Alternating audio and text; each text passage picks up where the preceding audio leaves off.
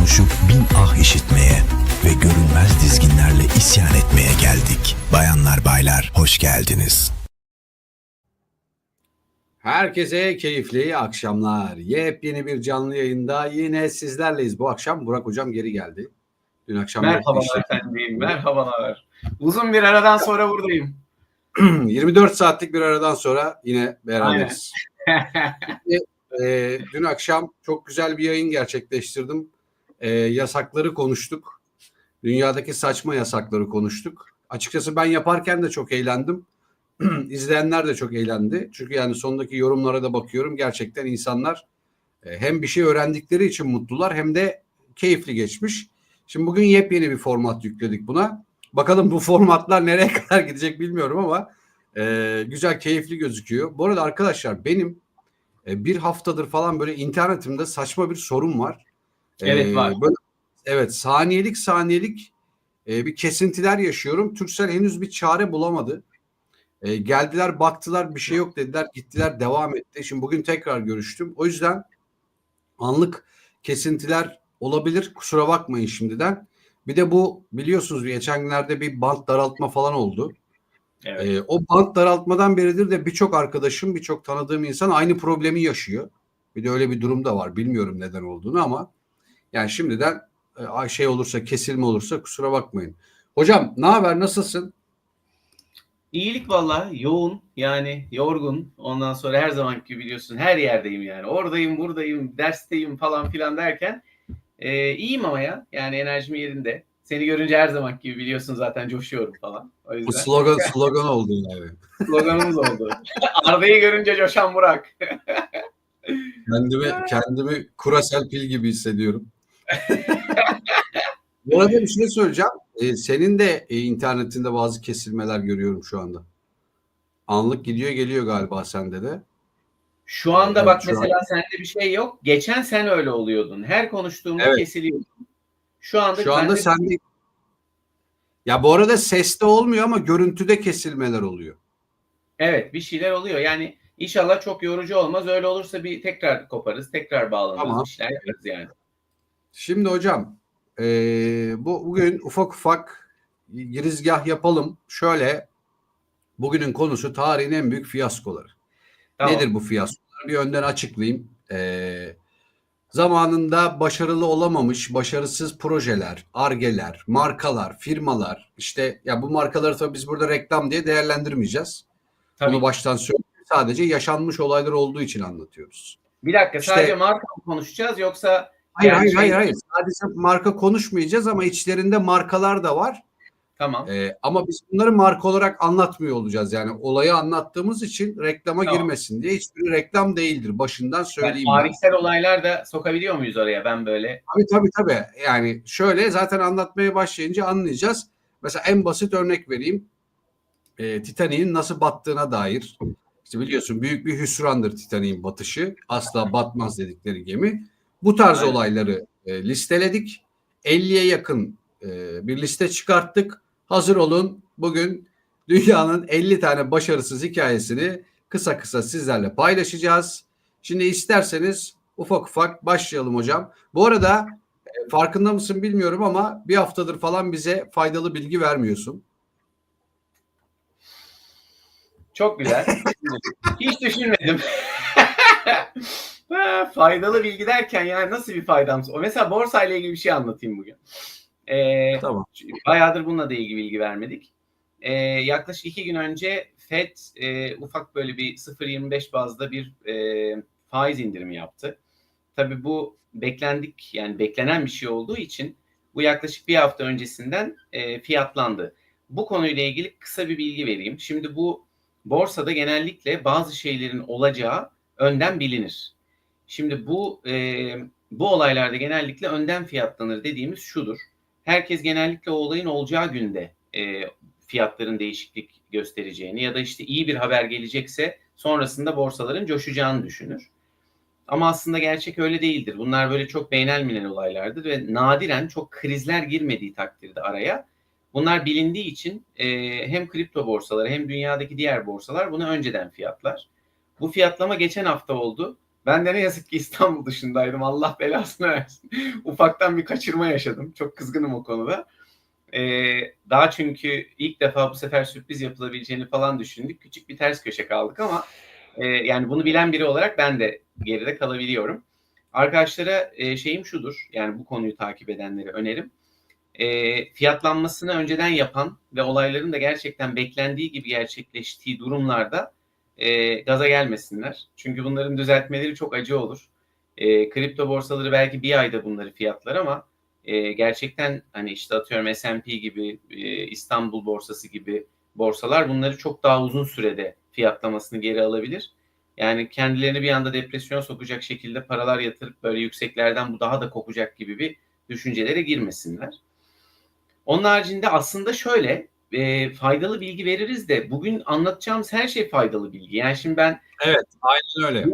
yani sen bana fiyasko dediğin için şimdi ben faydalı bilgi fiyasko anlatacağım. Anlatabiliyor muyum? Yani onunla ilgili bir şeyler geliyor aklıma. Birkaç örneğinden sonra ya da istiyorsan girebilirim. Mesela bir tane şey geldi aklıma.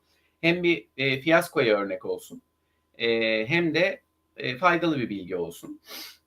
Şimdi insanların reklamlardan bahsettin sen.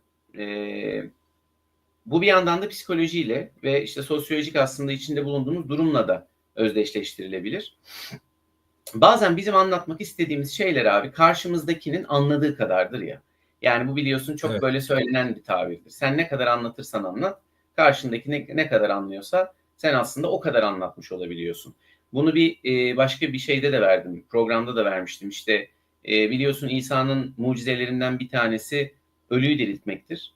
Ve adama sormuşlar, demişler ki yani ölüyü diriltmekten zor ne var? O da anlamayana laf anlatmak demiş. Bununla ilgili yapılan bir fiyaskodan bir örnek vereyim. Şimdi Sprite firması dünyanın en böyle biliyorsun firmalarından biri. Yani Coca-Cola gibi, işte Fanta gibi, bilmem o grubun altındakiler, Pepsi gibi, McDonald's gibi. Yani Amerikan kapitalizminin dünyaya yayıldığı ve vesilesiyle yaydığı markalar, kullanarak yaydığı markalar. Çok önemli bir fiyaskodur bu. Sprite markasının Arabistan'da, Suudi Arabistan'da yaşadığı bir fiyasko var. Şimdi biliyorsun Sprite'in en önemli şeylerinden biri İngilizce'de quench your thirst. Yani susuzluğunu, Türkçe'ye çevrilmiş hali susuzluğunu dindir. Tabii Arabistan çok sıcak bir şehir. Çok sıcak bir ülke. Diyorlar ki bizim için muhteşem bir burası pazar. Yani biz diyor susuzluğunu dindir adı altında markamızı lanse etmiş. Mottomuz bu olan bir firmayız. Arabistan'da inanılmaz para yaparız. Tamam, canını okuruz. Millet böyle susuzluğunu indirmek için bizleri içecek, işte Sprite içecek herkes falan diyorlar. Şimdi reklamda şöyle bir şey izliyorlar. Bir tane susamış adam var. Ondan sonra bu susamış adam gidiyor Sprite içiyor. Tamam mı? Bir şey düşün. Billboard düşün. Bu billboard'u 3'e bölmüşler, tamam mı? Bir tarafında susamış bir adam. Sonrasında bu adam Sprite içiyor. Sonrasında bu adam serinliyor ve mutlu bir adam oluyor. Tamam mı? Şimdi tabii şunu ne yazık ki yapmıyorlar, düşünmüyorlar. Arapça soldan sağa değil sağdan sola okunuyor ya.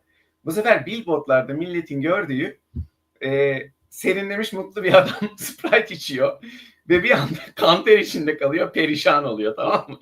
Herkesin anladığı aslında bunların anlatmaya çalıştığının tam tersi oluyor. Sprite için inanılmaz bir fiyasko ve marka nereden baksan Suudi Arabistan'dan çekilme noktasına gelene kadar işi toparlayamıyorlar. Yani bir ülkeye girerken aslında senin ne anlattığından ziyade o ülkenin kendi temelindeki dinamikleri öğrenmek çok önemli. Çünkü eğer ki sen o dinamikleri bilmeden bir mesaj verirsen bu tersten algılanıp tam tersi olabiliyor. Vermek istediğim mesajın tam tersi olabiliyor. Bu çok güzel bir örnektir. Hep aklımdadır. Böyle açmış olayım fiyaskolarımızı yani. Teşekkürler. Bu arada ben yaklaşık 7 yıldır bir ismini vermeyeceğim, global bir tatlandırıcı markasının bu arada hocam istersen internetini bir resetle, çok takılıyorsun çünkü. Sesinde de bayağı kesilme. Evet. Seste de bayağı kesilmeler var. Tamam. Sesin temiz gelsin diye istiyorsan bir resetle. Tamam, ben bir kopayım geri geleyim. Tamam, ben de orada yapayım. Peki. Devam edeyim. Bu yaklaşık 7 yıldır bir seslendirme diyorum, pardon, özür dilerim. Tatlandırıcı firması. Arap bölgesiyle, Middle East bölgesiyle de çalışıyoruz ve orada mesela arkadaşlar yazı yazmak tam tersi. Ya hayat bizde nasıl soldan sağa başlıyorsa orada da sağdan sola başlıyor. O yüzden çok kolay değil ona adapte olabilmek. Çünkü dediğine katılıyorum yani şimdi siz soldan sağa hikayeyi başlattığınızda problem yok ama sağdan sola başlattığınızda tam tersi hikaye olabiliyor. Yani çünkü biz mesela yazı yazarken ne yapıyoruz? Sola hizalıyoruz her şeyi. Arabistan'da tam tersi. Sağdan başlıyor hayat. Şimdi sağdan başlayınca bütün hikayeyi de ona göre organize etmek gerekiyor. Yani o dediğin hikayeyi ben çok uzun zaman önce yaşadım. Yani aynısını yaşamadım tabii ama çok zorlandığım oldu ama şu anda bayağı bildiğin Arapça harflerini biliyorum yani. O hale geldim. O yüzden o markaya da ayrıca teşekkür ederim. Şimdi hocam sana çok acayip bir şey göstereceğim. Bir fotoğraf paylaşacağım. Konuya gireceğiz ama bu fotoğrafı paylaşıp sana bunun hikayesini anlatmak istiyorum. Şimdi pardon hemen paylaşıyorum. Şimdi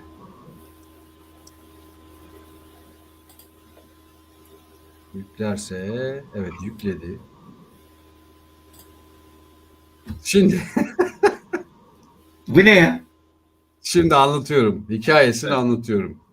Yani o arkadaş benim canım arkadaşım. Serkan bizi izliyor mu bilmiyorum ama. Hocam yıllar evvel şu kel olan benim. Bu arada bu bir şey. Bunu yapay zeka ile yaptım bu görseli. Tam onu diyecektim ben, adam sana benziyor diye. O benim o. Arkadaşlar ben bunu yaşadım. Yani şu görüntüyü ben yaşadım. Nasıl olduğunu anlatacağım şimdi kısaca. Biz yazlıktayken bu arkadaşın gözündeki gözlük Shutter Shades deniyor buna. Bir dönem çok popülerdi bu gözlük. Ve Türkiye'de yoktu. eBay aracılığıyla işte yurt dışından biz bunu getirebiliyorduk. Ben de o zaman getirmiştim. Sırf geyik olsun diye de arabada duruyordu böyle. Sonra biz o arkadaşımla beraber yazlıkta işte akşam yemek yiyeceğiz. Bir şeyler aldık. Yalova'da bu arada geçiyor hikaye.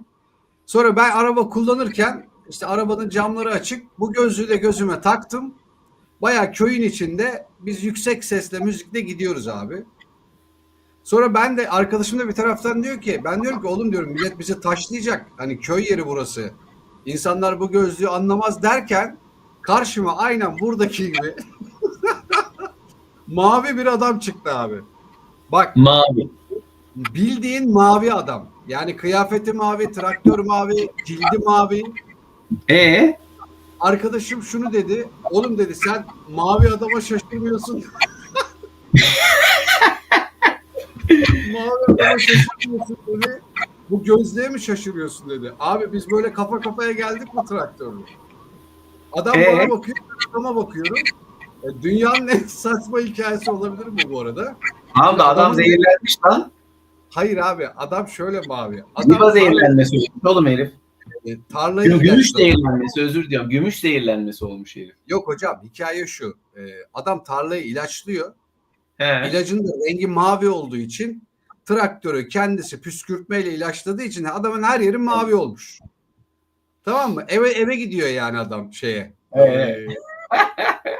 Şimdi şunu yani hiçbir zaman unutmayacağım.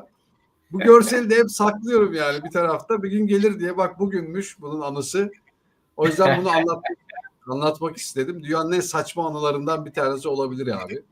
Eyvallah. Şimdi çok fazla bozmadan hikayemize geçelim. Geçelim. Şimdi hocam ilk hüsranımıza, ilk fiyaskomuza geliyoruz. Gelelim. Arkadaşlar Blockbuster diye bir firması var. Film şirketi var.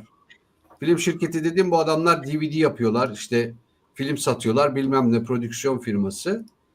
Netflix'te o dönemlerde 2000 yılında oluyor. Bu Netflix'te o dönemlerde DVD kiralayan bir şirket. Hı. Netflix bu DVD kiralama işinden çıkmak istiyor. Bir dijital platform kurmak istiyor ve bunu Blockbuster'a 50 milyon dolara satmak istiyor. Blockbuster da kimse buna para ödemez diyerek bunu reddediyor. Aradan 2 yıl geçiyor. Netflix Blockbuster'ı satın alıyor. Şimdi bu inanılmaz Bir şey söyleyeceğim. çöküş hikayesi. Şey hikayesi de var. Bak, sıralamayı karıştırıyor olabilirim. İşte Porsche biliyorsun, Ferrari galiba Porsche gidiyor, kabul etmiyor, sonra gidiyor adam kendi markasını yapıyor ve işte böyle bir araba oluyor. İşte ondan sonra gidiyor bir tane Norveç markası var. O da aynı şekilde başka bir markaya benim arabamı yapalım, işte karbon fiber yapalım diyor. Hennessy galiba. Şu anda milyar dolarlık firmalar. Yani aslında senin bu söylediğin örnek fiyaskodan ziyade bazı başarı hikayelerinin temeli. Yani Tabii kesinlikle. birisi senin önünü bir konuda böyle kesmeye çalışıyorsa abi seni daha çok gaza getiriyor. Ben bunu yapmalıyım diyorsun, tamam mı? İnat ediyorsun, sinirleniyorsun. Öyle olunca bu iş bir anda düşünmediğin yerlere gidebiliyor. Yani rakip iyidir. Lamborghini. Ahmet Bey yazdı. Lamborghini'ymiş hocam. Okey, tamam. Ben şimdi şeyini hatırlayamadım ama böyle hikaye var. Çok süper bir hikayeydi. Teşekkür ediyoruz Ahmet Bey bu arada. Aynen öyle. Teşekkür ederiz. Şimdi buradaki tabii fiyaskonun hikayesi Netflix'in Blockbuster'ı satın alıp dünya devi olması, Blockbuster'ın da tarihi olması yani. Tarih olması. Evet. Şimdi ikinci konumuza geçelim. 1975 yılında Kodak mühendisi ilk dijital fotoğraf makinesini icat ediyor. Ancak şirket film satışlarının düşmesinden korktuğu için, ya buradaki film, makineye takılan filmlerden bahsediyoruz. Şerif filmlerde. Bu teknolojiyi piyasaya sürmemiş arkadaşlar. Tabii rakip firmalar dijital pazarı ele geçirmiş. Kodak da iflas etmiş. Yani o o dijital makine hikayesinde iflas etmiş. Rakiplerinin çok çok gerisinde kalmış. Bu da ikinci bir hüsran hikayesi. Bunun başka örneği şeyde de konuştuyduk. İşte Nokia abi, telefon meselesi. Yani tam oraya geliyorum hocam. Sen anlat istersen onu. Bildiğim kadarını anlatayım. Yani şöyle, Nokia varken biliyorsun çok ciddi anlamda öncü telefonlar yapıyor. Küçüklüğümüz bunlarla geçti yani. Önce bir Motorola'lar falan filan vardı. Sonra Nokia'lar çıktı. Yani bu adamlar işletim sistemlerini bile kendileri yazıp işte o kadar bir yerlere geldiler ki en bomba nedir? Yılan değil mi? Oynuyorduk içinde fık fık fık falan. Hiç olmayan bir şeydi. Küçük bir ekran. Hatta ilk fotoğraf çeken telefon Nokia'ydı. Ve o fotoğrafı external bir şeyle çekerdi. Yani kabloyla bağladığın bir şey olurdu. Eline alırdın, tık yapardın. Böyle gene tuşlu telefonu. Sonra bu Steve Jobs denen adam, biliyorsun. Aslında o tamamen onun başarısı da değil bu arada. Onun hikayesi ayrı. O da bir düzenbaz ama reklamcılık konusunda çok başarılı adam. İlk defa biliyorsun şeyi çıkardı. Yani kapasitif ekranları kullanmaya başladı herif. Dokunarak var olan bir teknolojiyi daha sıcaklık temasıyla küçülttü, telefonlara indirgedi. Şimdi burada şu ilişki yok ama. Yani iPhone gitti Nokia'ya böyle bir şey yapalım demedi. Tamam mı? O biraz diklendi. Çünkü bir tanesi işte Avrupa markası biliyorsun. Amerika dedi ki ben bu işi çözeceğim. Ama Nokia'nın buradaki hatası şu oldu. İşletim sistemini iPhone'dan örnek alamadı. Kendine evet güncellemeler yaptı. İşte ne bileyim geliştirmeye çalıştı. Bunu mesela Google bu hatayı yapmadı. Google Android'ini hemen telefonlara soktu. Apple'dan farklı olarak sadece daha farklı bir strateji izledi. Dedi ki Samsung telefonu yapsın, ben işletim sistemini yapayım. LG telefonu yapsın, Huawei telefonu yapsın, Xiaomi telefonu yapsın, ben işletim sistemini koyayım dedi. iPhone bunun hepsini birlikte yaptı. Yani hem yazılımı hem donanımı yaptı. Nokia da burada mal gibi direndi. Tamam mı? Ben dedi yaparım. Siz kimsiniz ya dedi. Ben Nokia'yım dedi. Yani dünya pazarının %90'ını geçici gördü. O teknolojiyi geçici gördü. Yani ben de adapte olabileceğine inandı. Gelip geçecek zannetti. Aynen öyle. Adapte olabileceğine inandı ve ne yazık ki biliyorsun sonu, yani çıkışından batışı daha hızlı oldu yani. Hüsran oldu. Aynen öyle. Aynen öyle. Ki biliyorsun değil mi? İlk renkli telefon da Nokia'dır yani. Aynen öyle. Ekran. Bence Sony de kötü Ericsson'lar bir ilk dokunmatik telefonları piyasaya sürdü hatta. Ama onlar böyle kalemli dokunmatikti. Eski model. Yani sıcaklıkla çalışan kapasitif olayını yaptı ve şu hareket biliyorsun. Dünyayı değiştirdi. Evet, bu hareket nasıl olduklarını biliyor musun? Bıyık alma hareketi. Yok yani neden bu hareket olduğunu hiç duydun mu? Dinledin mi bir yerde? Hocam şimdi şu hareketi amaca göre evet, yerine göre hani falan diye. Her şeye uyarlayabilirsin. O yüzden bilmiyorum. Anlatabilir miyim 2 dakikadır? Bak şimdi bunlar gidiyorlar. Bu ara bu Jobs zamanında oluyor ama onların çok manyak bir stratejistleri var. Adını unuttum şimdi adamın. Psikologlardan oluşan bir ekip kuruyor. Diyor ki bak burada şunu söyleyeyim önce. Bir markanın başarı hikayesi de, fiyasko hikayesi de abi, ekibin ya öngörüsü ya öngörüsüzlüğü sebebiyle oluyor ve şeyiyle oluyor. Araştırma eksikliğinden ya da gerçekten çok başarılı araştırma yapmasından ötürü oluyor. Bu örneği işte gittik biraz önce senin verdiğin örnekte, Sprite örneğinde yeterince araştırma yapmamış bir ekibin nasıl fiyaskolara sebep olabildiğini anlattın. iPhone'da şöyle oluyor, Apple'da bir ekip kuruyorlar. Değişik yaş gruplarında insanlara bu yazılımlarını tamamlamadan önce yaptıkları ürünleri veriyorlar. Tamam mı? 70-80 arası var, 50 yaş var, o var, bu var falan. Ama geleceğe Bu arada çok özür dilerim. Elini vurunca bayağı güm güm ses geliyor. Masaya vurunca. Tamam. Ve geleceğe yatırım yapmak istedikleri için de en önem verdikleri kesim aslında gençler ve çocuklar. Bunlarda yaptıkları araştırmalar sonucunda şu hareketin bir şeyi büyütüp küçültmek için içgüdüsel olduğunu ve bunun daha hızlı algılandığını fark ediyorlar. Tamamen bir araştırma sonucunda çıkıyor ve gerçekten de bunu risk alarak piyasaya sürüyorlar. O güne kadar küçültme büyütmeyi bırak. İnsanlar böyle dokunmatik şeylerle ekranlara dokunuyorlar. Parmak bile yok yani işin ucunda. İlk defa tuşlar yok ediliyor ve ondan sonra çocuklardan aldıkları ve feedbacklerle dünyaya inanılmaz bir hareket sokuyorlar. Ya hayatımızda düşünebiliyor musun? Şu anda her yerde. Yani sadece telefonlarda değil, arabalarda, orada, burada. Ya ben şunu görüyorum sokaklarda. Çocuklar böyle falan yapıyor, böyle bir şey zoomluyor havada yani. Hani onun büyüyeceğini düşünüyor. Aynen öyle. Evet, peki. Keşke her şey öyle büyüse. Keşke. Yani bir gün o da gelir. Hadi bakalım. Peki. Devam ediyoruz. 1998 yılında Google Yahoo'ya 1 milyon dolara satılmak istenmiş. Evet. Yahoo bunu ciddiye almamış. Sonuçta Google milyon dolarlık bir dev oldu ama Yahoo küçücük kaldı. Bir evveliyatın hikayesinde de gene ben araya dalıyorum. Alta Vista var abi. Onu bilenler bilir. Sen biliyor musun Evet, Alta Vista'yı ben de çok iyi biliyorum. Yani Google hiçbir şey yokken Alta Vista vardı. Biz Alta Vista'ya otururduk. Bir şey arardık. Aradığımız şey sağda 13 saniyede sana cevabını verdim diye muhteşem bir başarıymış gibi yazardı. Düşünsene, ben bugün bir şey Google'layacağım. 13 saniye bekleyeceğim böyle. 1, 2, 3, 4, 5, 6, 13. O anca bana sonucu verecek, satır satır vıy falan filan. Bu büyük bir başarıydı.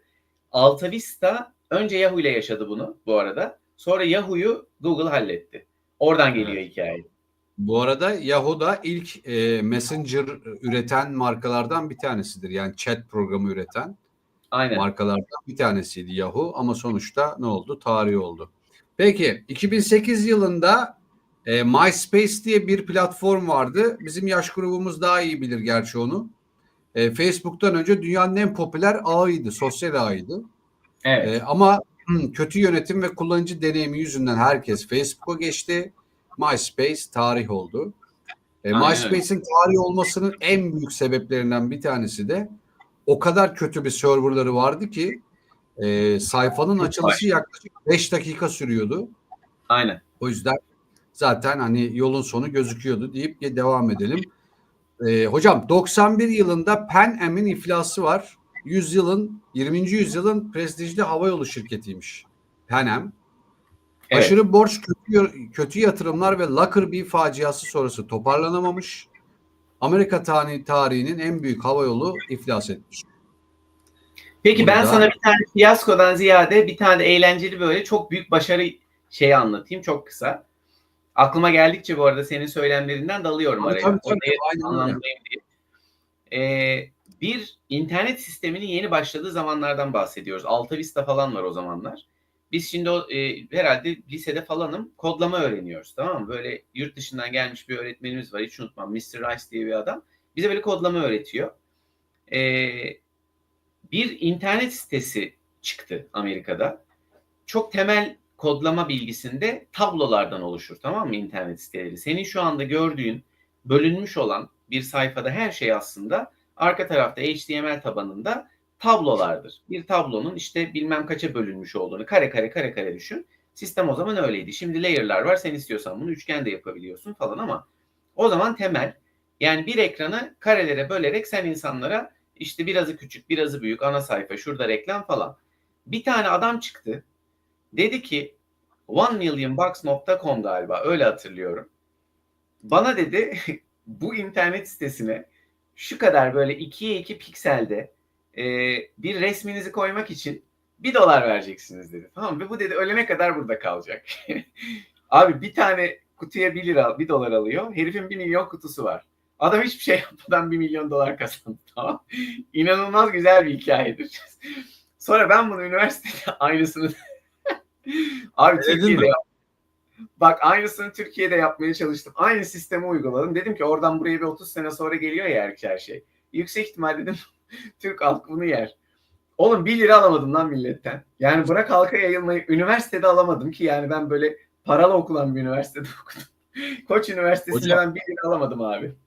O adama malum olmuş o iş biraz da ya. Vallahi şans eseri inanılmaz bir iş. Ya ben 1 milyon kazanırım dedim yapamadım yani. Peki. 2001 yılına gidiyoruz arkadaşlar. Enron skandalı. Enerji devi Enron sahte muhasebe kayıtlarıyla $1 milyon zararlarını gizlemiş.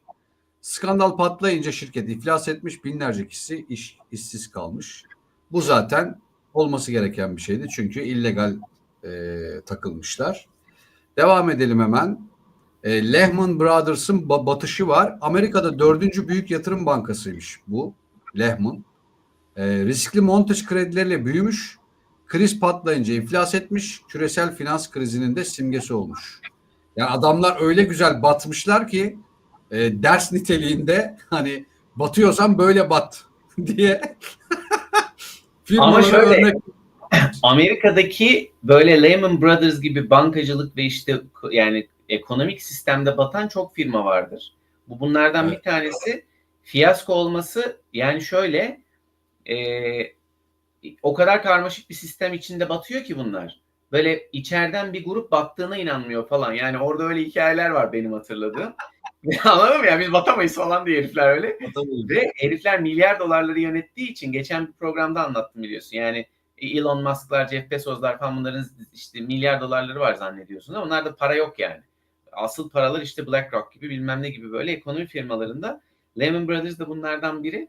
Yani battıklarına inanmayan nadir firmalardan biridir. Çalışanları işe gitmeye falan devam etmiş böyle. Salak gibi. Ama zaten o batış hikayesi bir anda olmadığı için yani çalışanlar bunu en son kapıya kilit vurulunca fark ediyorlar. Aynen öyle. Çok normal. Peki 2017'ye gidiyoruz. Toys R Us'ın çöküşü. Toys R Us'ı hepimiz biliyoruz zaten. Adına filmler yapıldı falan filan. Çocukların rüya markasıydı bir dönem. Amazon ve e-ticarete uyum sağlayamadığı için batmış arkadaşlar. Yani hala böyle sağda solda kıyıda köşede görürüz Toys R Us oyuncakları falan filan ama onlar emin olun şey der yani o mağazanın kendi ürünü. Toys R Us'ın herhangi bir etkisi kalmamış. 2018 yılına gidelim. 100 yılı aşkın süredir Amerika'nın perakende devi Sears e-ticarete ayak uyduramamış, Amazon karşısında erimiş ve iflas başvurusunda bulunmuş. Hocam bu e-ticaret geldiğinden beri birçok firmanın üstüne toprak attılar. Evet. Şimdi aslında işte bu hep konuştuğumuz hikaye var ya yeniliğe ayak uydurmak, yeniliğe alışmak, işte oraya kafanı bir şekilde sokman lazım. İşte moda yani aslında işin özü modaya ayak uydurmak zorundasın.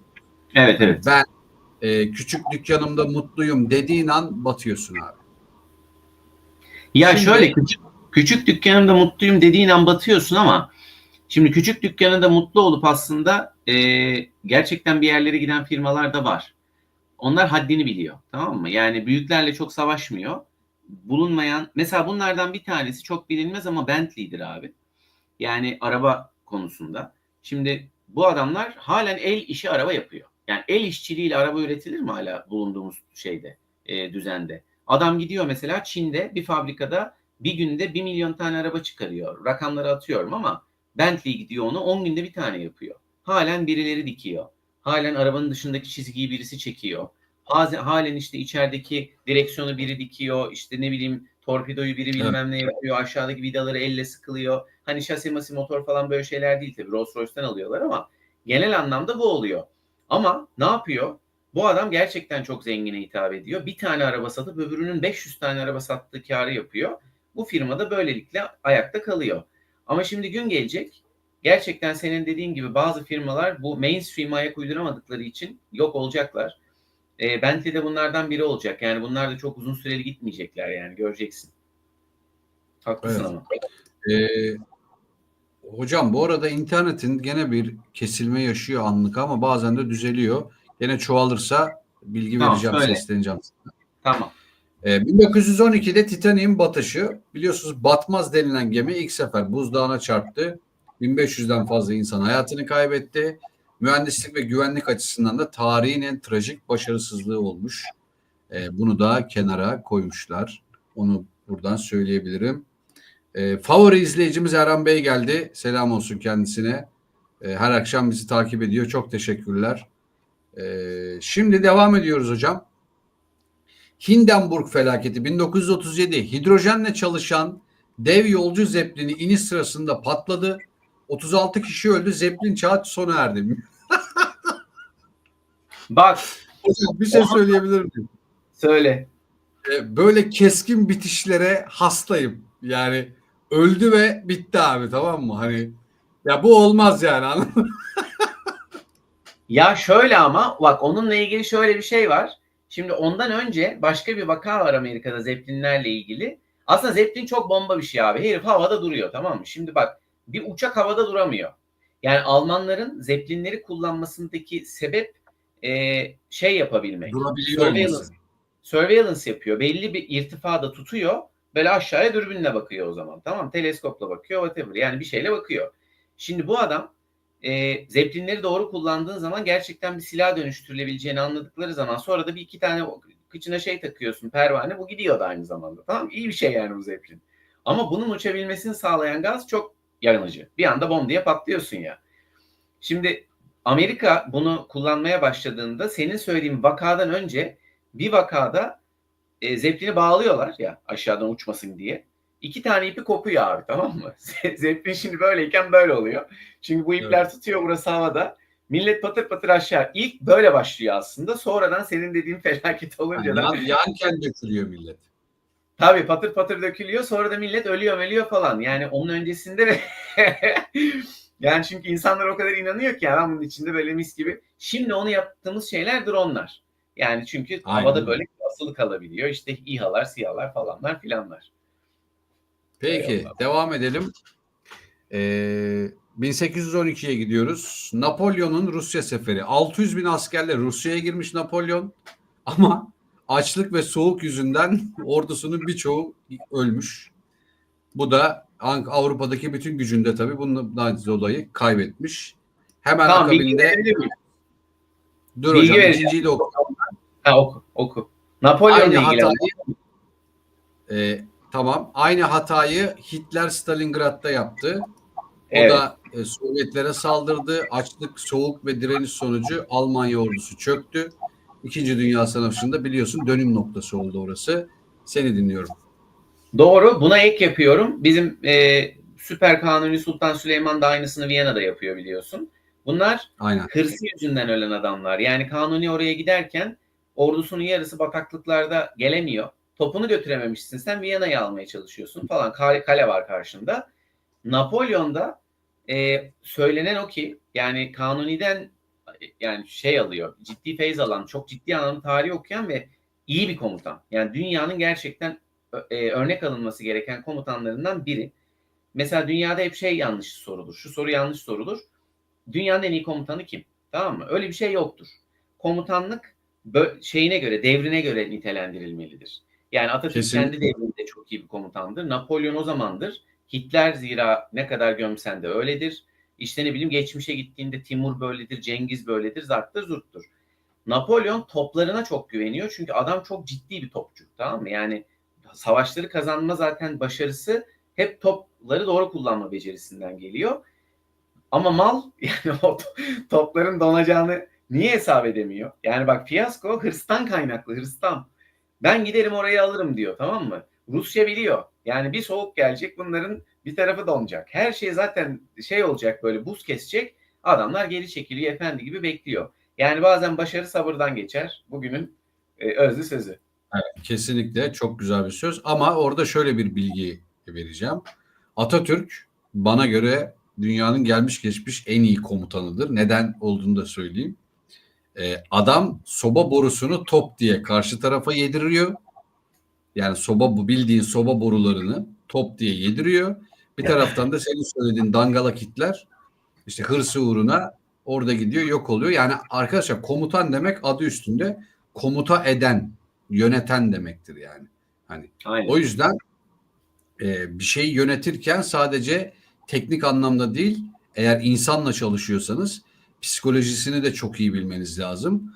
Atatürk'ü, evet, aşırı bir milliyetçi. Zaten o olmazsa yapamaz ama bir taraftan da işini çok iyi bilen bir profesyonel, tarihi düşmanı çok iyi tanıyan bir profesyonel ve harika bir haritacı.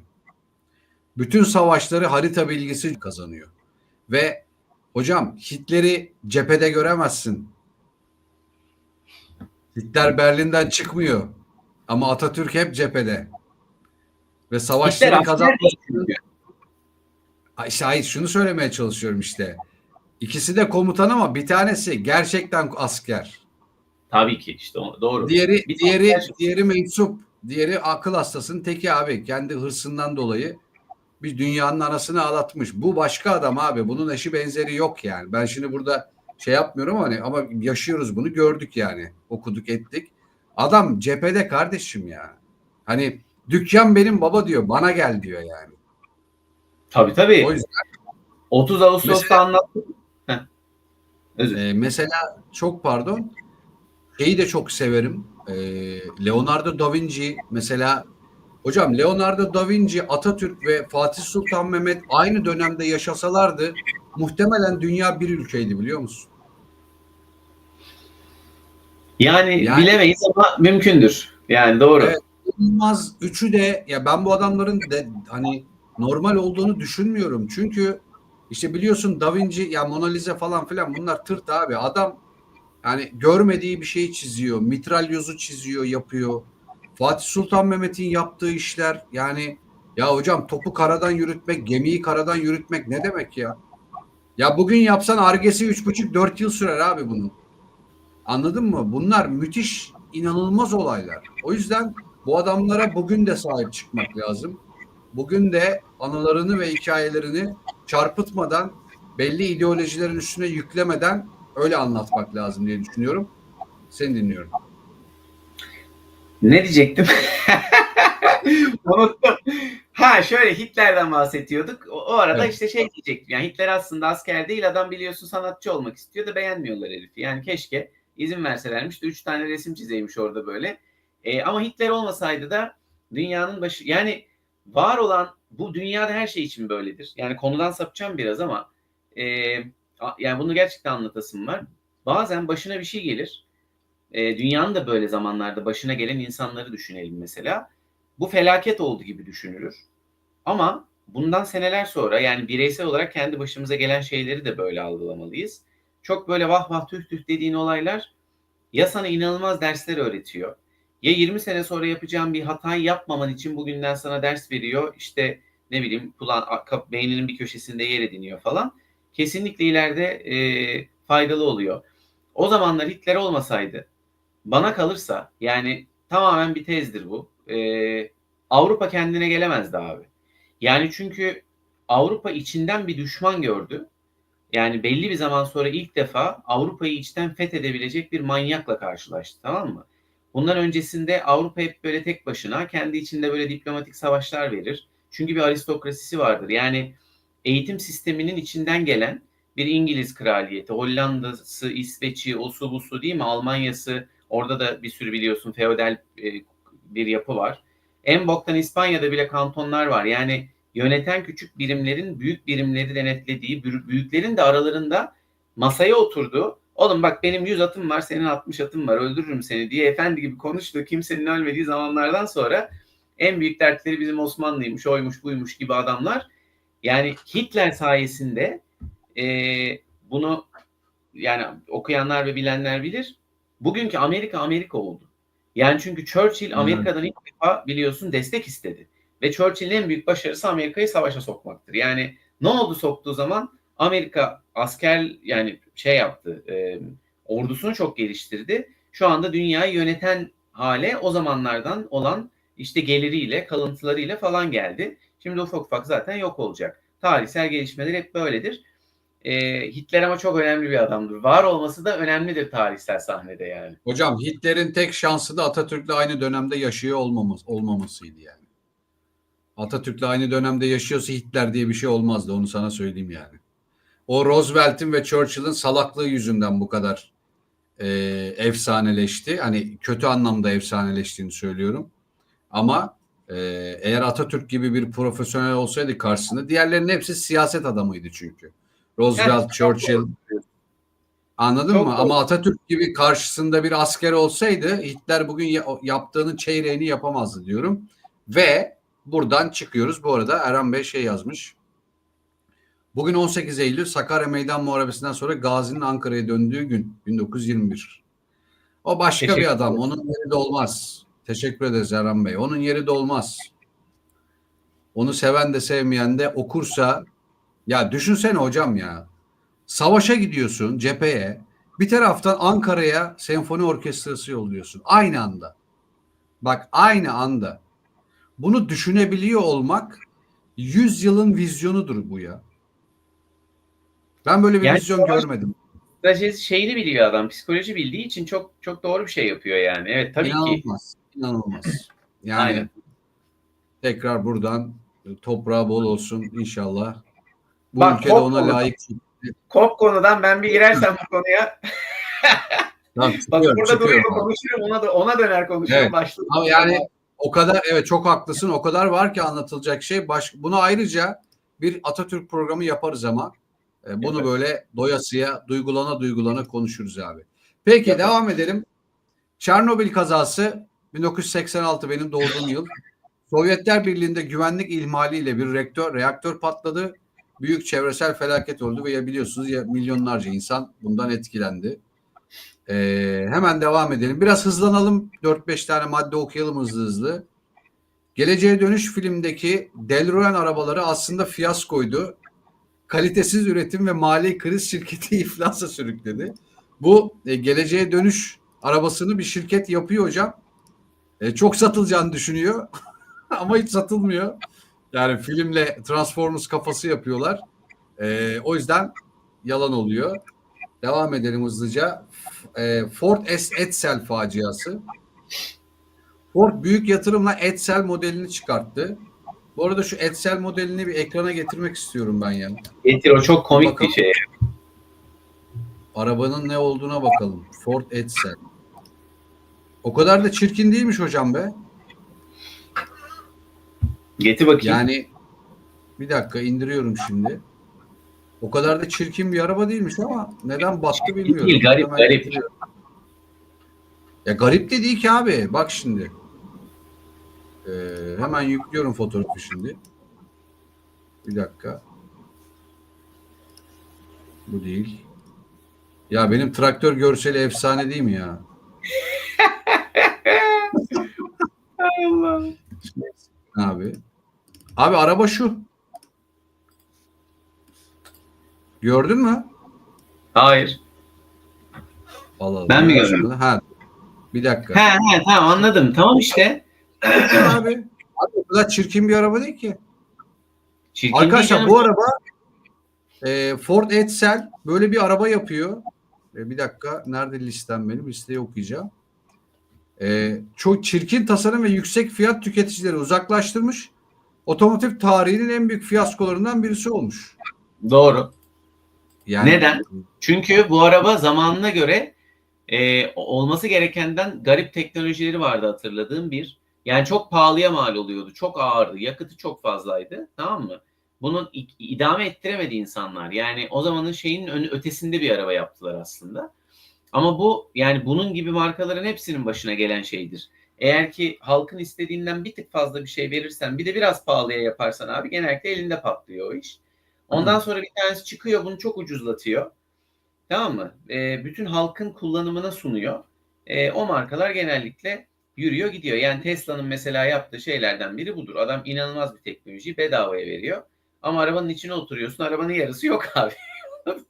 Abi Yani, arabada bir tane iPad var, başka bir şey yok yani. evet. Yani senin konvansiyonel arabada alıştığın işte kilometre saati, bilmem ne, el freni, tamam mı? Orada cam düğmeleri, burada klima düğmeleri. Yani her şeyi bekliyorsun. Araba kendi kendine gidiyor ama bakıyorsun araba otobüs. Tek yani seni Aynen birisi öyle. sürüyor. Aynen öyle. Saçma sapan bir şey yani. Çünkü ucuzlattı ve halka sundu yani. Evet, doğru Yani söylüyorsun. Bu aslında şey gibi bunu kapatalım. Mesela Renault Dacia'nın Duster diye bir arabası var ya, bu Duster evet, mıydı adı bilmiyorum ama ilk Duster Türkiye'de çok giden bir SUV'si arabadır. mesela SUV'si çok tuttu diye Renault'a çekti onu ama hiç ortalıkta yok mesela. Yok. Hani Çünkü aslında aynı fiyatını hikaye. aynen bir tık böyle itelemeye çalıştı. Millet Evet. çözdü olayı yani.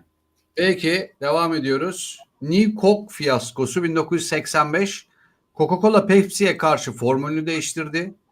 New Coke büyük tepki aldı. Şirket eski formülü Coca-Cola klasik olarak geri getirdi. Coca-Cola direkten dönmüş hocam 85 yılında. Bir de bu kola ile Pepsi arasındaki savaşlara da bayılıyorum bu arada. Hiç unutmadığım bir reklamı var. Bir tane küçük bir çocuk New York'ta sokakta yürüyor. Bir içecek otomatının önüne geliyor. Para atıyor. Önce Pepsi alıyor. Pepsi'yi yere koyuyor. Üstüne He, basıyor. Coca-Cola'ya atıp oradan alıyor. süper Çok reklam. seviyorum marka Dur. savaşlarını. O zaman bir tane bir şey anlatacağım. Bir dakika, çok eğlenceli bu. Senin marka savaşları dediğin şeye örnek. Mercedes'le BMW'nin arasında bir reklam var. Tamam mı? Bu çok eski bir reklamdır. Çok az adam bilir. Bana kalırsa yani o zamanları takip edenler. Şimdi bir tane adam abi Mercedes'in içinde. Tamam mı? Bak hayal edin. Bir dağ yolunda gidiyor. Yol inanılmaz virajlı. Yani sağ yapıyor, sol yapıyor, hızlanıyor, yavaşlıyor. Bir yandan toz toprak falan. Sen böyle adamın virajlara girmesini falan böyle reklamda şok halinde izliyorsun. Herif bir anda yanlışlıkla virajı alamıyor, uçuyor abi, tamam mı, şarampole. Araba böyle maket bir araba düşün gözünün önünde. Böyle tınk tunk falan filan böyle vuruyor. Böyle dört tekerin üstüne tak diye düşüyor abi. Çizik yok, tamam mı, araba pırıl pırıl. Zannediyorsun ki Mercedes reklamı. Arkadan başka bir araba başka bir şeyin içinde BMW o virajı alırdı yazıyor. Yani markalar arasındaki reklam şeyi inanılmazdır yani. Evet, benim çok hoşuma Binlerce gitti. var bende de, şimdi dalmayayım o olaya. Bayılırım böyle şeylere. Tamam. Şimdi liste bayağı kalabalık. Tamam. Biraz daha hızlanalım burada. Okay. Samsung Galaxy Note 7 2016'da Note 7'nin bataryaları patlamaya başlamış. Ya ben şahit olmadım ama öyleymiş. Uçaklara sokulması yasaklanmış. Samsung milyonlarca dolar zarar etmiş ve ürünler toplanmış Galaxy Note 7. Eminim Türkiye'de vardır ama hala. Microsoft Zoom 2006 Apple'ın iPod'una rakip olarak çıkarılmış. Zayıf tasarım ve kötü pazarlama yüzünden başarısız olmuş. Microsoft Zoom diye geçiyor. Sonra Yine Surface bir yaptı. aynen. Yine bir Yahoo'nun başarısızlık hikayesi. Hocam Yahoo cennetten kovulan bir marka belli ki. Zuckerberg'in Facebook'u 1 milyar dolara satmak istemiş. Yahoo teklifi geri çekmiş. Bugün Facebook milyar dolar değerinde. Yahoo tabii ki demin söylediğimiz gibi neredeyse kaybolma noktasına geldi. Friendster'ın çöküşü. Facebook'tan önce popüler bir sosyal ağymış Friendster. Teknik sorunlar ve kötü yönetim kullanıcıları kaybettirmiş. MySpace ve Facebook sahneyi almış. Sonradan biliyorsunuz Facebook ortalığın anasını ağlattı. Hepsini sildi süpürdü. Google Glass 2013. Bunu çok iyi hatırlıyorum. Arttırılmış gerçeklik gözlüğü tanıtıldı.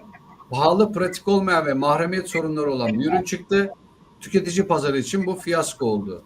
Şimdi hocam sen şurada bana bir yorum yap. Şimdi bazı şeyleri de zamanından önce yapmamak gerekiyor. Şimdi Doğru. Microsoft, Google'ın şöyle bir problemi var. Evet, çok iyi teknolojileri var ama zamanlama konusunda çok kötüler abi. Yani sen Google Glass'i 2013'te çıkartıyorsun. Asla sükse yapamıyorsun. Aradan 15 yıl geçiyor. Bak 15 yıl geçiyor. Apple bunu yapıyor ve dünyanın en çok satan gözlüğü oluyor bir anda. Nasıl oluyor bu? Zamanından önce bir şey yaparsan yapabileceğin teknoloji olmadığı için bunun maliyetini belli seviyede tutamıyorsun. Bak, bununla ilgili çok ciddi bir kitap vardır. Kimin olduğunu şimdi hatırlamıyorum ama o kitapta şunu söyler. Bugün elinizde tuttuğunuz ve bunları yeni icat zannettiğiniz her ürün çok eskiden bir fikir olarak geliştirilmiştir. Örnek Volkswagen'in Beetle'ı değil mi? Kaplumbağası. Motoru arkada işte Porsche'larda falan. Bunun adamlar zamanında telif haklarını bir at arabasının arkasına atları bağlayarak alıyorlar. Yani arkadan ittiği için hala telif hakkı onda. Anlatabiliyor muyum? Evet. Bunun gibi bir sürü fikir var ama adam onu o zaman yapsa iş görmüyor. Sonradan Tabii. yaptığı zaman dediğin gibi çok doğru bir tespit. Çok basite indirgediği ve ucuzlattığı için teknoloji alıyor yürüyor abi. Bu yani. Bir de şey hikayesi bu.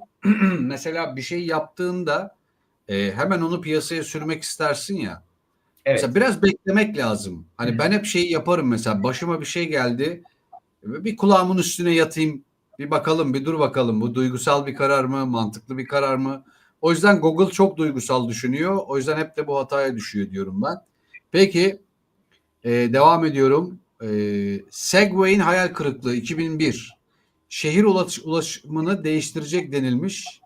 Ancak pahalı ve kullanışsız yasaklar yüzünden kitlesel başarıyı yakalayamamış. Bu Segway ne onu bilmiyorum bu arada. Segway'in ne olduğunu. Hocam bir baksana ona Segway neymiş? Bir dakika dur sana göstereceğim şimdi ben onu. Bu adını bulamadım ya. Segway. Şu an elektrikli scooterlar var ya. Ha tamam. Martı gibi bir şey mi? Elektrikli scooter düşün, tamam mı? Bunun reklamlarını böyle bir sürü ünlü falan da yaptı. Böyle üstüne biniyorsun, iki tekerlekli, böyle yapıyorsun, öne gidiyor, böyle yapıyorsun, geri duruyor. Ha Yani tamam ileri, anladım. İçine bir Türkiye'ye tane geldi gyro o. koymuş. Evet, içine bir tane gyro koymuşlar bunun, tamam mı? Havalimanlarında orada burada inanılmaz reklam yaptılar.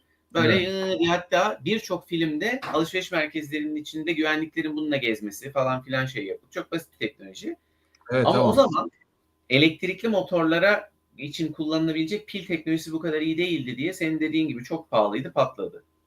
Tamam. Süper. Çok teşekkürler. Betamax'ın VHS'ye yenilgisi. Sony'nin Betamax'ı Tekniko 1970'ten bahsediyorum. Betamax biliyorsunuz arkadaşlar bu ilk video Betamax kasetleri falan vardı böyle. Teknik olarak iyiydi ama kayıt süresi ve lisans hataları yüzünden VHS karşısında kaybetti. Yine bir Google şeyine geldik, çöküşüne. 2009. Google e-postayı yeniden icat edeceğini iddia etmiş. Ama kullanıcılar anlamamış. E, ürünü bir yıl içerisinde geri çekmişler. İşte tam biraz önce konuştuğumuz yine zamanından önce anlamsız hareketler. Bak ürünü yanlış anlamaları ile ilgili bir tane Kentucky yani KFC'nin Çin'de yaptığı bu Sprite gibi bir hata var. Finger licking yani parmaklarını yala diyor ya sana. Sonuçta onu böyle yiyor, onu böyle şeyli. Ne derler? Baharatlı, sonra parmaklarını yalıyorsun. Baharatlı ama bunu Çince'ye çevirdikleri zaman parmaklarını ye anlamına gelmiş. İnsanlar zannetmiş. Yani ben o Kentucky'yi yersem dayanamaz parmaklarımı da yerim diye markadan soğumuşlar yani. Öyle de bir seninkine benzer bir hikaye var yani. Hocam Erhan Bey sormuş. Silikon Vadisi hakkında korkunç haberleri okuyoruz. Siz ne düşünüyorsunuz? Çok şey düşünüyoruz. Düşündüğünüz gibi değil ama bu programın konusu değil. Çünkü ben onu 5 dakikada anlatamam. Tamam. Ama anlatırım Erhan. Çünkü yani şu takibine saygıdan ötürü yemin ediyorum anlatacağım hikayeyi.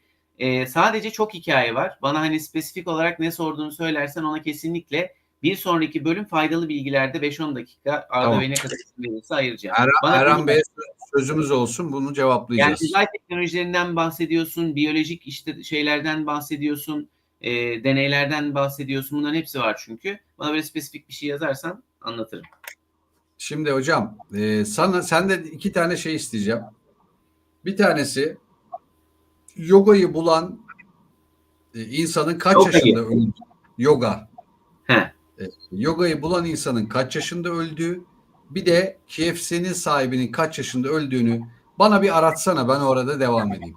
KFC galiba 100 küsurda, yogayı bulan adamı bilmiyorum açıkçası. Bir de yogayı bulana bakar mısın? Ben orada devam ediyorum. Tamam. Arkadaşlar 2014'te Amazon akıllı telefonu donanım zayıflığı ve yüksek fiyat yüzünden başarısız olmuş. Amazon milyarlarca dolar kaybetmiş. 28 Juiceiro meyve sıkacağı Juicero meyve sıkacağı $400 teknolojik cihazı paketleri elle sıkmanın aynı sonucu verdiği ortaya çıkınca alay konusu olmuş. Şirket hızla batmış. Theranos skandalı. Elizabeth Holmes'un şirketi bir damla kandan yüzlerce test yapılacağını iddia etmiş. Teknoloji sahte çıkmış. Şirket batmış ve Holmes hapse girmiş. WeWork'ün çöküşü 2019. WeWork milyarlarca dolarlık yatırım almış. CEO'nun harcamaları ve başarısızlık halka arz şirketi krize sokmuş. Bugün hala var ama dev olmaktan çok uzak bir şirket. Devam ediyorum hızlıca. Bu arada sen cevabı bulursan dön bana. Ben zaten bir tanesinin cevabını biliyordum. Diğerini de aradım. Öyle bir şey yokmuş. Ya yogayı bulan adam yok mu abi? Yok Öyle bir şey öyle bir yok. adam yokmuş yani. Yoga bir şey. Mesela pilates de olabilir. Yani öyle bir şey çıkmıyor hacı. Bu çok milattan önce 1500'lerde çıkmış bir yani yoga sutraları falanmış. Tamam. Ama bir Ya kişi ben olarak yok. onu şuraya bağlamaya çalışıyorum. Kentucky KFC'nin sahibi 100 yaşında 90 ölüyorsa Aha. abi kimse spor yapmasın ya. On zaten Evet. yavaş. Bak bir şey söyleyeceğim. Yavaş yaşayan çok yaşar. Kesinlikle hocam. Çok yaşar. Bu biyolojik bir gerçektir. Bunu biz Nabzı, söylemiyoruz. nabzı düşür ömrün uzasın hocam. Aynen öyle. Peki BlackBerry'nin çöküşü 2007-2015 bu dönemi çok iyi hatırlıyorum. Bir zamanlar iş dünyasının vazgeçilmeziydi. Dokunmatik ekrana uygulama devrine ayak uyduramadı. Evet. Bir dönem iPhone 3 ile falan çok iyi yarıştı ama sonradan mücadele edemedi. Android ve iPhone karşısında pazar payını kaybetti. Yok oldu BlackBerry. Pebble akıllı saat fiyaskosu Kickstarter ile büyük ilgi gördü ama Apple Watch'un ve diğer rakipler çıkınca pazarda kayboldu. Şirket Fitbit tarafından satın alındı ve ürün artık yok. Sony PlayStation Portable PSP yanlış pazarlama. Ya bunun çok şey olduğunu düşünmüyorum ama bu belki rakibine kaybetmiştir. Teknik olarak güçlü bu. PSP dediğimiz şey arkadaşlar 50 oynanan PlayStation. Teknik olarak güçlüydü ama yüksek fiyat ve oyun eksikliği nedeniyle satışlar beklentinin altında kaldı. Nintendo'nun yanında geldi. Evet, rakibin karşısında zayıf düşmüş. Bak o fiyasko ile ilgili hemen bir şey anlatıyorum. Eskiden biliyorsun oyunlar CD'lerde satılırdı. Ve bunları işte ciddi büyük böyle store'lar vardı. Yani özellikle Amerika'da çok. Hala CD'ler satılıyor bu arada. Ama boşuna satılıyor. Yani şu anda olan yani şimdi şöyle CD'ler satılırken firmanın adını unuttum şimdi. Bununla ilgili çok ciddi bir araştırma okumuştum çünkü bir şeyler yazarken bir ara. Bu adamlar CD'lerde işte bir sürü şeyler satıyorlar. Ne derler? Oyunları satıyorlar, tamam mı? İşte LoL'lar, onlar bunlar falan filan. Ve bu bir kültür. Yani insanlar aslında aynı kitap bookstore gibi, kitap dükkanı gibi buralara gidiyorlar. Oyunları satın alırken kendileri gibi insanlarla muhabbet ediyorlar, değil mi? İşte Evet. sosyalleşiyorlar falanlar filanlar. Ondan sonra işte şu andaki Steam diye bir olay var biliyorsun. Bunun gibi bir şey çıkıyor ortaya. Tamam mı? Diyorlar ki bütün oyunları bir yerden millete satalım. Bu CD'ciler onlar bunlar diyor ki yani bu olmaz. Yani bu bir toplumsal kültür artık. İnsanlar bir araya gelip bununla sosyalleşiyorlar falan. Ve çok direniyorlar abi ve bu yüzden ciddi patlıyorlar. İşte bu PlayStation'ların sonradan işte PSP'de öğrendikleri bir ders var. PSP'de halen yükleme var. Sonradan indirmeler başlıyor. Şimdi PlayStation aldığın zaman sen mesela oyunu aslında indirebiliyorsun. Yani kutuyla CD falan almana gerek yok. Öbür firmalar da işte buna ayak uyduramadığı için batıyor. İnat ediyorlar yani. Evet, aynen öyle. Şimdi ben çok iyi bir gamer'ım. Çocukluğumdan beri hala bugün bile her günümde bir 2-2,5 bir saatim vardır PlayStation'da vakit geçirdiğim konsolla. O CD hikayesi yani hiç unutmuyorum. Benim bir oda dolusu oyunum vardı mesela. Tabii. Ama CD şöyle bir kültür haline geldi. Biliyorsun ikinci el dükkanları vardı. Gidip takas edebiliyordun. Oynadığın oyunu verip başka bir oyun alabiliyordun küçük bir ücret karşılığında. Bugün de hala şimdi konsol oyunlar konsol markaları önce CD'li çıkıyor. Sonradan dijital versiyonu geliyor. Bir de işin tabii koleksiyoner tarafı da var. İnsanlar koleksiyon yapmak için de oyun alabiliyorlar. Evet. Erhan Bey ne yazmış? Bakalım. Silikon Vadisi'nde özel güvenlik güçleri olduğu, çalışan mühendislerin özel hayatlarının kısıtlandığı, ciddi hayati tehlikeli olduğu, isterseniz bu konuda çalışırım. Çok teşekkürler. Ama biz çalışıp size söyleyeceğiz. Çünkü söz verdik. Siz başlangıcı yaptınız. Bir sonraki yayında inşallah bunun cevabını Burak Hocam verir diye düşünüyorum. Bu arada doğru söylüyor. Bunların hepsi mevcut ama bu kadar hani şey değil. hani şehir efsanesi olacak kadar büyük meseleler değil.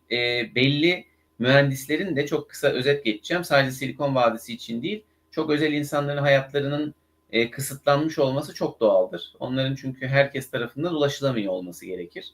Silikon Vadisi'nde yaşanan da budur. Güvenlik meselesinin de temelinde bu insanlara ulaşılmasını engellemek için orada özel güvenlik güçlerinin olduğu doğrudur. İşte Amerika'daki bazı girilemeyen bölgeler gibi. Bir şey söyleyince ben sonra bizi çünkü blokluyorlar. Söylemiyorum artık isim.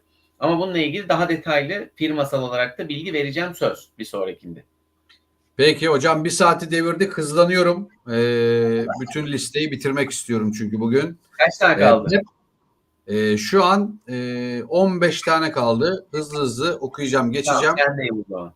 Sonra kapanışı yaparız beraber. Benim yüzümden oğlum zaten. Ben her boka bir şey attığım için burada. Hayır, estağfurullah, olur mu abi? Bu yani monolog olmasın. Tabii ki de böyle olacak yani. Hiç problem yok.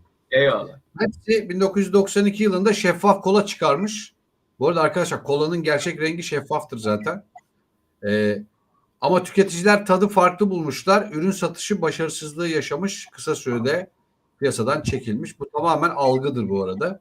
Sen bir şeyi ilk defa kırmızıyken içiyorsan onu hep kırmızı şey yapıyorsun, istiyorsun. Aynı şeyi beyaz içtiğinde bile o etkiyi yaşıyorsun. Psikolojik etki bu, pazarlama etkisi. Peki 1970'lerde Ford Pinto yakıt deposu tasarım hatası yüzünden küçük kazalarda patlamaya yol açmış. Şirket davalar ve kötü reklamlarla büyük itibar kaybı yaşamış. Ford'un da bu kadar başarısızlığa rağmen hala hayatta kalması da enteresan. Neden? Çünkü dayanamıyorum. Çünkü bir şey söylemem lazım. Yani Ford Söyle. birçok teknolojiyi yeni bulan adam, ya ilk bulan adamdır. Yani Ford ve Mercedes, tamam mı? Yani bunlar şu andaki dünyadaki birçok teknolojiyi üreten ve icat eden firmalar. Mesela bak, bunlardan kulları değiştiriyorum. Volvo, Ford ve Mercedes kadar bencil değildir. Şu anda senin taktığın emniyet kemerinin icadı, patenti Volvo'nundur.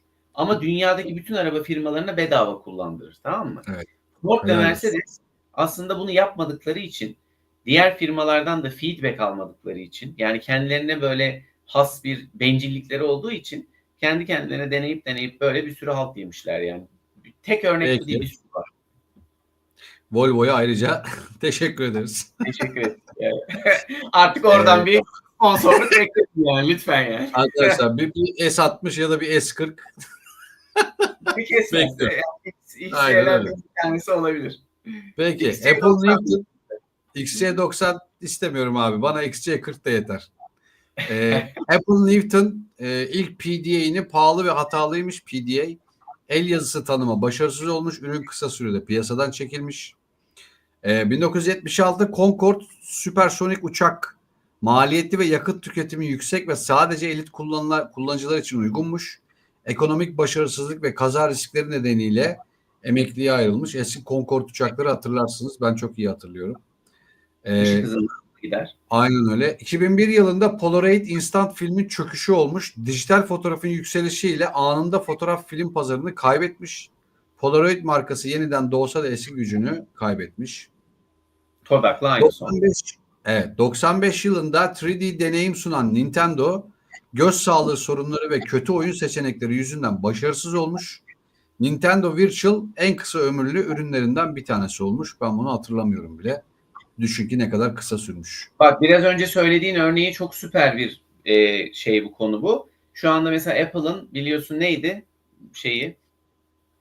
gözlükleri vardı. Vision mıydı, ne boktu adı? Adını hatırlamıyorum. Anladım. Şu anda sanal gerçeklik sunuyor ya, böyle odayı görüyorsun, evet, orada işte her şeyi görüyorsun falan. Bunun ilk biraz önce senin söylediğini yapanı Vision'dır.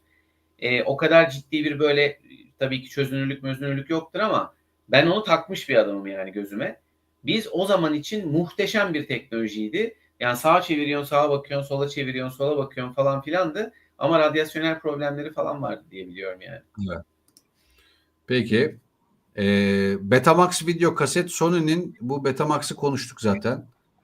Segway konuştuk. Amazon Fire Phone konuştuk. Juicer'ı konuştuk. Tenos'u konuştuk. Evet. WeWork'un halka arz krizi. WeWork milyonlarca dolar yatırım almış. SEO'nun harcamaları ve başarısız halk girişimi şirketi krize sokmuş. Buradaki halk girişiminden kastı muhtemelen borsa arkadaşlar. Hı hı. Şirket hala var ama dev olmaktan çok uzak. Ve 50 tane başarısız hikayeyi anlatmış olduk. 1 Son saat nokta 5 hikayesel devir. olarak. Hocam son noktayı koy. Bir de güzel bir kapanış yapalım. Tamam. Son kapanış şu. Sadece şeylerde, fiyaskolarda aslında firmaların ya da bunun gibi böyle bir sürü örnek anlattık. Sadece firma değil, insanların hayatında da bu böyledir. Bir sebep aramamak lazım. Yani bazen gerçekten şans eseri oluşan ve gelişen olaylar fiyaskoya sebep olabilir. Mesela İspanya'nın en ordularından biri Armada'dır, değil mi? Yani 1588 galiba bu adamlar İngiltere'ye karşı diyorlar ki alırız. Yani hani bizim ordumuz Armada, yani İspanyol Armadası falan. Yani bunlar oraya gidemeden abi denizde bir fırtına kopuyor. Ve yani şeyin yarısı nereden baksa telef oluyor ve gerçekten kafa kafaya gelseler belki de İngiltere'yi yapacaklar, perişan edecekler. Yani bazen dış etmenler, düşünülemeyen şeyler, yani ön plana attığın olaylar ve çok küçücük gördüğün riskleri unutturuyor sana ve o riskler bir anda öyle bir yerde ortaya çıkıyor ki bir firmanın fiyasko yaşamasına, bir olayın gerçekten felaketle sonuçlanmasına sebep oluyor. Onun için her fiyasko yeni bir başlangıç için bir temel oluşturur, öyle diyelim. Evet. 2 tane cümleyle destek verin. Bir tanesi senin cümlen. Hayatta başarısızlıklar olacak ki başarının tadı çıksın. Aynen. Bir de arkadaşlar hayat küçük detaylarda gizlidir. Sen karşı kıtayı fethetmeyi düşünürsün ama denizdeki fırtınayı göze alamazsın. O fırtına seni yerle yeksan eder. O yüzden herkes haddini bilsin. Aynen. Toprağında huzurlu yaşasın. El alemin huzurunu bozmayın. Kimsenin malına mülküne de göz Aynen. dikmeyin. Yurtta sus, yanda sus diyoruz bu. Sul cihanda sul diyoruz abi. Bize de bulaşmasın hiç kimse. Yeteri Aynen. kadar savaştık. Artık insanların biraz yüzü gülsün istiyoruz. Aynen. Peki 18 Eylül Perşembe. Tam 1 saat 07 dakikayı devirdik hocam. Ağzına sağlık. Güzel bir Teşekkür yayın ediyorum. oldu. İzleyicilerimizden ricamız abone olursanız, bizi beğenirseniz, takip ederseniz çok seviniriz. Bu yayınlarımız devam edecek. Konuklu yayınlarımız devam edecek. Sen nasıl oldun? Tam gaz devam edecek. Sizi çok seviyoruz. Kendinize iyi bakın. Keyifli akşamlar diliyoruz. Görüşmek üzere.